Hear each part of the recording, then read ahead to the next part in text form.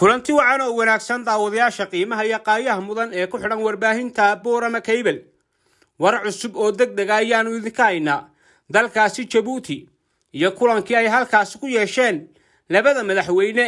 ee Soomaaliya iyo Somaliland Xasan Sheekh Maxamuud iyo Muuse Biixi Cabdi kulankaasina waxa garwadeen ka ahaa madaxweynaha dalka Djibouti Ismaaciil Cumar Geelle haddaba markii ay labadani mas'uul ay kulan boolka ay ku yeesheen dalkaasi Djibouti ayaa waxa ay ka soo saareen qodobo kala duwan waxaana kulamada labada mas'uul u dhaxeeyay uu socday muddo 2 maalmood kaasoo ugu dambeyntiina laga soo saaray qodobo dhowr ah oo la xidhiidha waxa ay labada madaxweyne ka wada hadleen haddaba kulankani oo ay ka qayb galayeen wafdi ka socda labada dawladood ee Somaliland iyo Soomaaliya ayaa waxa goobjoog ka ahaa sida aanu sheegnay madaxweyne Ismaaciil Cumar Geelle wada hadal iyo dood dheer kadib labada madaxweyne iyo labada dhinacba waxa ay isla meel dhigeen qodobadani soo socda kuwaas oo ay ka mid yihiin in dib loo bilaabo geedi socodka wada hadallada ee u dhaxeeyay labada dhinac waa Somaliland iyo Soomaaliya iyadoo diiradda lagu saarayo saldhigna looga dhigayo arrimaha masiiriga si looga gaadho xal waara waa qodobka koobaad ee ka soo baxay labada dhinac qodobka labaadna waxa uu yahay in labada dhinac ay muddo 30 maalmood gudahood ay isla meel dhigaan hanaanka geedi socodka roadmap wada hadallada arrimaha masiiriga isla mar ahaantaasina la magacaabo guddiyo farsamo oo arrimahaasi fududeeya waa qodobka labaad ee ka soo baxay wada hadalladii u dhaxeeyay Muuse Biixi iyo Xasan Sheekh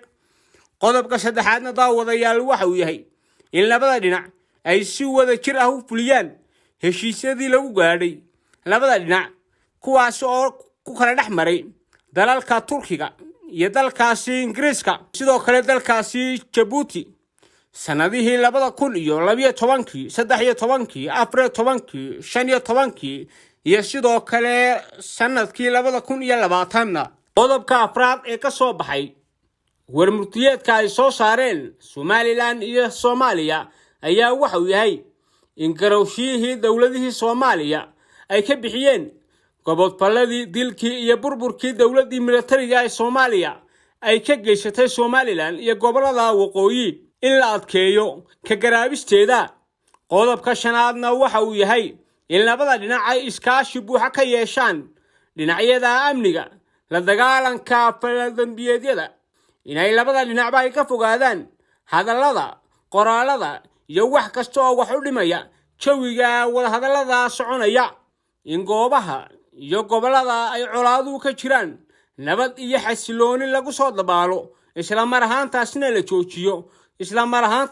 joojiyo iyadoo loo marayo dhaqankeena soo jireenka ahaa ee Soomaaliyeed